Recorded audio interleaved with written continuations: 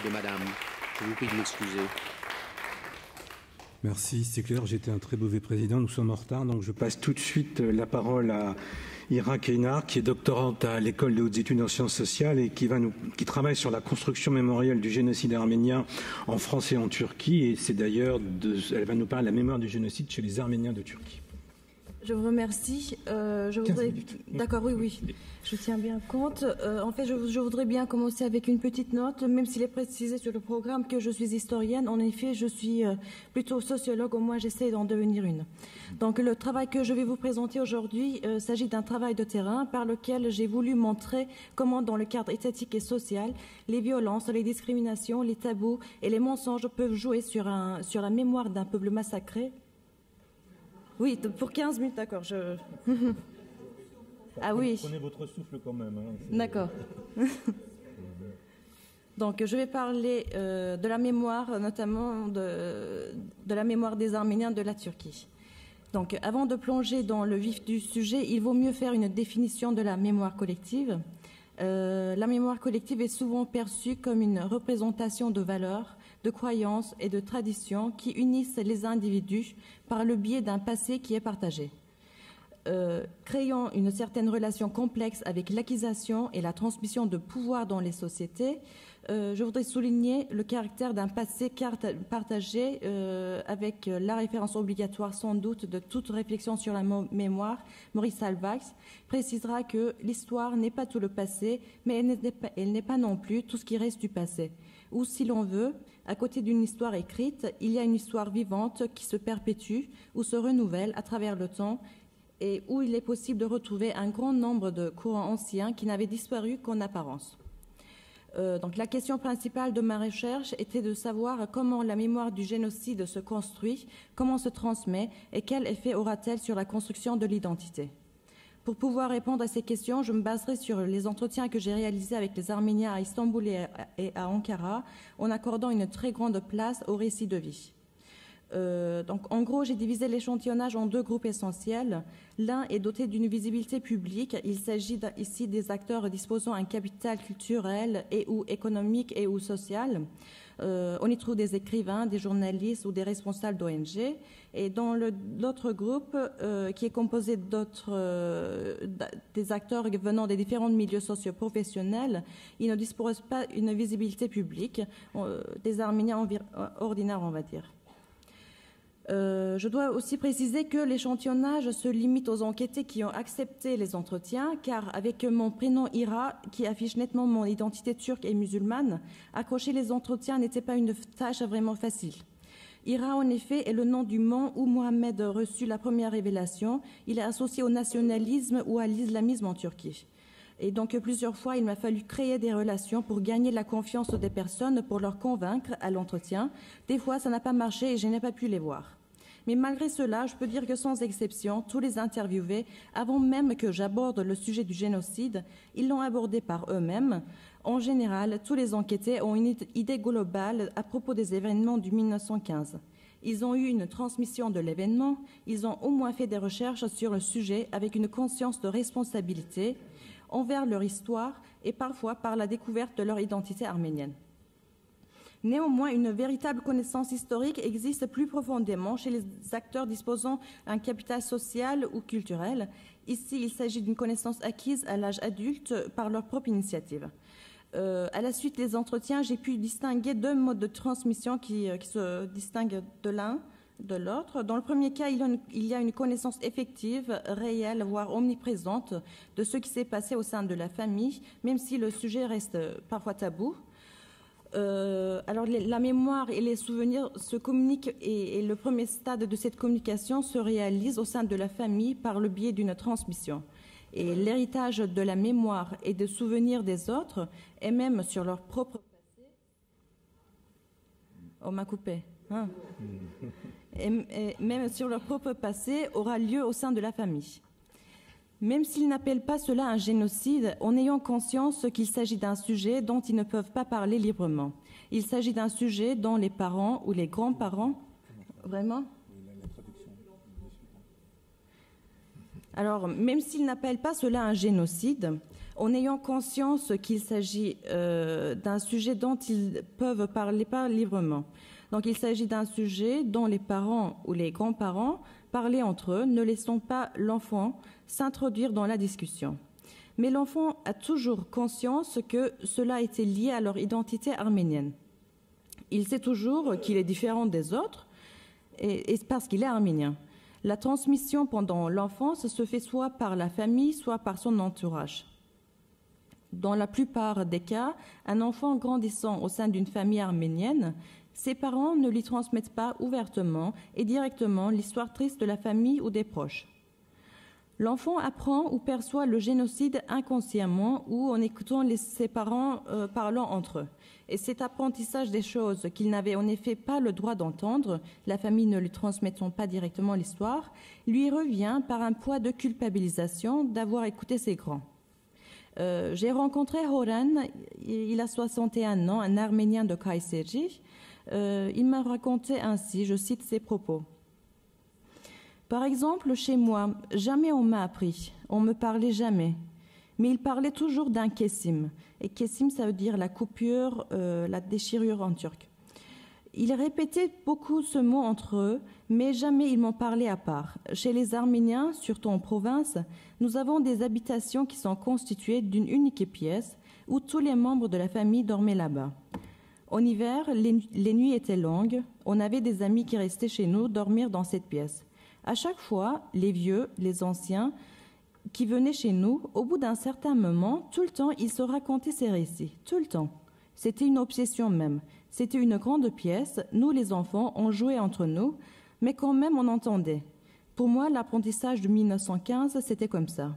On ne m'a jamais parlé directement, mais je le savais dès mon enfance. Je n'ai même pas eu l'idée de leur demander les détails. Alors, comme Oren, certaines des enquêtées ayant une idée générale des événements dès leur enfance ne préfèrent pas apprendre tous les détails de cette triste histoire pendant longtemps. Et parfois, c'est leur famille qui leur empêche la transmission comme une stratégie de survie, en fait. Parfois, c'est l'individu qui préfère de ne pas savoir tout. Et cet empêchement de la transmission comme une stratégie de survie est un phénomène très répandu, surtout à l'est de la Turquie, où l'islamisation, turquisation et kurdisation des Arméniens étaient très fréquents. Le grand silence des Arméniens de Turquie, étant lié à cette volonté de survie, trouve ses origines à plusieurs sources. La peur, les politiques répressives de la Turquie envers les Arméniens, le nationalisme turc, etc. Et d'un autre côté, parmi ceux qui ont une idée dès leur enfance, de différentes apparences peuvent être distinguées. Dans le premier cas, l'individu choisira de ne pas approfondir ses connaissances sur le sujet. Ici, nous pouvons facilement attribuer ce comportement aux politiques répressives de la Turquie et le cadre dessiné pour un citoyen. Mais il peut y avoir aussi un choix délibéré, sachant que même ce choix est déterminé par les contraintes qui pèsent sur les individus et auxquelles ils ne peuvent faire face. L'individu ne voulant pas affronter les histoires tristes et les pages noires de sa nation, il choisira d'oublier pour pouvoir vivre en paix. Arda, il a 25 ans, un jeune diplômé d'ingénierie. Pourtant, je précise que tous les noms ont été changés pour les anonymiser. Donc, Arda, il a 25 ans, jeune diplômé d'ingénierie que j'ai rencontré à Ankara, admettra qu'il refuse de savoir ce qui s'est passé en 1915. Je cite, « J'ai peur de détester mes proches amis turcs si j'apprends des choses qui me feront mal », dit-il. L'individu peut aussi choisir d'approfondir ses savoirs avec ses propres moyens. Il fera des recherches en interrogeant sa famille, des recherches académiques auprès de la communauté arménienne, etc. Il faut noter qu'une grande partie de la jeunesse a commencé à s'investir de manière plus profonde à la cause arménienne après l'assassinat de Hrant Dink. Pour certains Arméniens silencieux, cela a été le drame de trop. Donc, à part la connaissance omniprésente du génocide, le deuxième cas s'agit de la découverte à l'âge adulte. Ici, l'enfant dont les parents ont choisi de garder le silence sur la question s'oriente vers la découverte de l'histoire personnelle de sa famille et de même l'histoire arménienne. Il s'agit d'une initiative personnelle, alors qu'il n'est pas mêlé à l'histoire familiale cachée par ses parents. À l'âge adulte, l'individu suspecte ou questionne directement sa famille ou recherche une documentation qui est souvent étrangère, bien sûr. C'est vers l'âge de 20-25 ans que les individus ont commencé à se poser des questions sur leur identité collective, leur histoire collective. Jusqu'ici coupés par le silence de leurs parents, de leur histoire, ils commencent à avoir besoin de savoir qui ils étaient et commencent à se poser des questions voulant confronter leur identité arménienne dans sa totalité. On peut dire que le sentiment d'altérité ressenti dès leur enfance et les discriminations qu'ils ont affrontées arrivent à la surface de leur conscience. Et c'est justement à cette phase-là qu'une crise de mémoire aura lieu. Cette crise de mémoire se vit aussi brutalement chez les Arméniens turquifiés venant de découvrir leur identité arménienne. Il s'agit non seulement d'une crise de mémoire, mais aussi d'une crise d'identité, de refondation de soi, car cette découverte peut mener à un rejet de l'individu par la société, voire à une qualification comme un ennemi. Ici, il faut souligner aussi l'aspect générationnel de la mémoire du génocide arménien en Turquie et la différence entre les parents et l'individu qui est plus jeune. Un nombre signifiant de jeunes enquêtés ont précisé que leurs parents ne leur avaient transmis que le silence. L'aspect générationnel de la transmission de l'héritage de la mémoire, se traduisant par l'héritage du silence, est lié en fait à une certaine amnésie volontaire, une amnésie pour s'accrocher à la vie chez les Arméniens, ou comme la disait Nicole Lapierre, faire avec le poids du passé. En ce qui concerne cet effacement mémoriel, Guy Barbuchon précisera que, je cite, « Le vide de la mémoire collective est pour une part le produit d'une action négative, la non-mémoire des uns n'étant souvent que les souvenirs des autres travestis en oubli. » Fin de citation. C'est le travail de mémoire qui rend ou qui ne rend pas possible la représentation de l'événement traumatique. L'héritage du silence est remarquable surtout chez les enquêtés les plus démunis de capital culturel et ou social. Il ne s'agit pas d'un discours préformé, mais considérant dangereux de se souvenir et même de transmettre la mémoire, le silence leur paraît un moyen de garder pour soi leur identité, leur histoire personnelle. Ce que Gayatri Spivak appelle la langue de subalterne est valable pour le cas des Arméniens silencieux. Le terme de subalterne a été utilisé par Antonio Gramsci dans les années 30 pour désigner les classes ou les groupes non hégémoniques n'ayant pas de représentation et n'arrivant pas à se faire entendre dans un peuple. En 88, Spivak reprend le terme dans sa dimension non seulement économique, mais politique et culturelle. Une telle situation de ne plus avoir une voix, accepter le modèle conforme d'un citoyen conforme aux attentes de soumission et d'obéissance de l'État turc, d'un Arménien valable proposé par l'État turc, d'être sous cette subordination de la culture hégémonique, a fait que les Arméniens ont préféré soit de se taire, soit de parler avec la langue hégémonique. Une de mes rencontres les plus bouleversantes était avec Evahan, qui a une grande visibilité en Turquie. Il constitue un bon exemple de parole avec la langue hégémonique. Pendant notre entretien, il m'avait avoué qu'il était obligé de suivre cette langue dominante pour pouvoir vivre en paix. Un de ses propos, alors qu'il sortait d'une réunion avec les politiciens turcs, en partageant leur négation du génocide, avait attiré beaucoup de réactions de la part de la communauté arménienne. Et pendant notre entretien, il est revenu sur ses propos, donc je cite. « Tout est lié aux théories de complot, en effet. Après 1915, l'impôt sur la fortune, les événements de 6-7 septembre, le conflit gauche-droite, tout ça préparait la dissolution de l'Empire ottoman. Les Arméniens ont subi des dommages, c'est sûr, mais il y a eu des choses réciproquement. Ces Arméniens endommagés ont commencé à faire de la propagande. C'est ça qui se passe maintenant. J'ai beaucoup de réactions en disant tout ça, non seulement de la part des Turcs, mais aussi des Agossiens. » En faisant référence au journal Agos, hebdomadaire publié en deux langues, le turc et l'arménien, il confie qu'il appelle les Agossiens les radicaux nationalistes arméniens. Dans un deuxième temps, je tiens à insister sur le rôle des récits dans la construction non seulement de la mémoire du génocide, mais aussi de l'identité. Les récits sont importants parce qu'ils se renouvellent et se transfèrent dans l'espace et le temps. Pendant les entretiens, la plupart des enquêtés ont raconté les récits qu'ils ont écoutés de leurs parents, grands-parents. Ainsi, j'ai pu constater que le passé et le présent s'entremêlaient par ces récits, par les souvenirs de l'événement et par les récits qui lui ont été transmis. Le passé, en fait, ne passait pas. Il fait partie du présent, notamment dans la construction identitaire. Les événements dont on témoigne ne sont pas des événements du quotidien, mais plutôt des événements immenses qui ont provoqué des transformations sociétales et historiques. il existe un lien entre l'événement catastrophique et ce dont on se souvient. Les luttes de pouvoir, les guerres, les affrontements sanglants, les attentats, les crimes, les accidents et autres actes similaires qui s'ancrent dans la mémoire collective. Le traumatisme vécu est parfois transmis de génération en génération. C'est pour cela que la littérature de témoignage peut trouver sa source chez les personnes qui ont vécu ces événements, qu'elles soient en vie ou non. Les souvenirs du génocide restent un point traumatique dont les effets ont été remarquables pendant l'identification et la refondation de soi chez les Arméniens de Turquie. Par ailleurs, ils ne constituent pas le seul élément sur lequel ils identifient leur identité ethnique.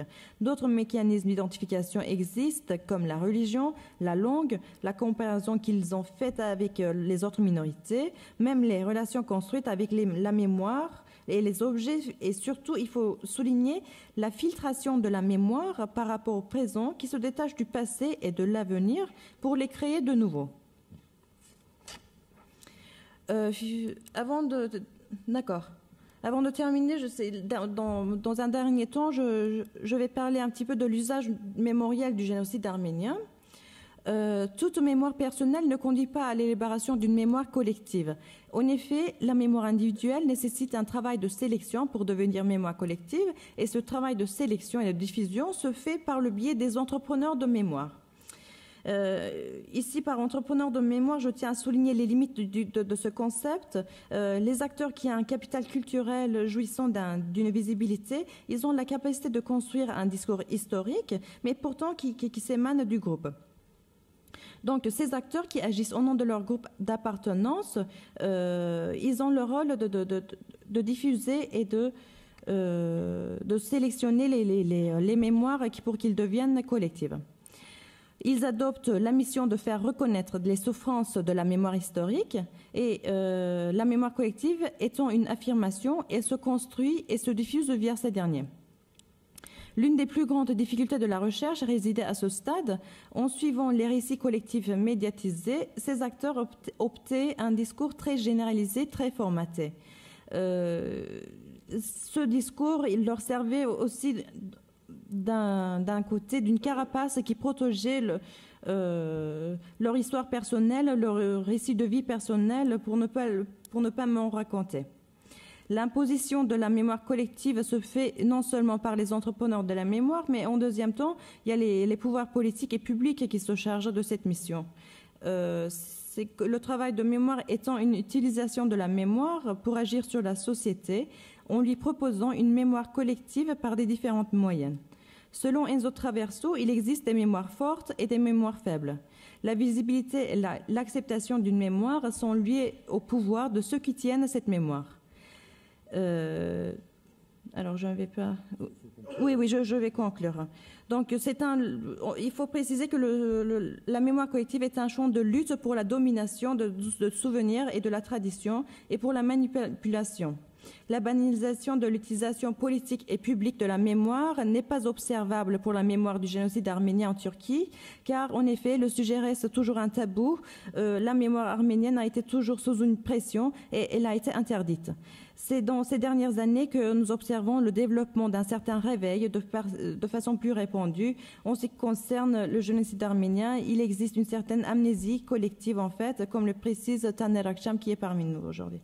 Les lois mémorielles aussi sont des usages politiques du passé, mais je reviens en disant que la Turquie est toujours dans la continuation de la négation, donc on ne peut pas voir un travail mémorial de la part des pouvoirs politiques et publics en Turquie. Je vous remercie.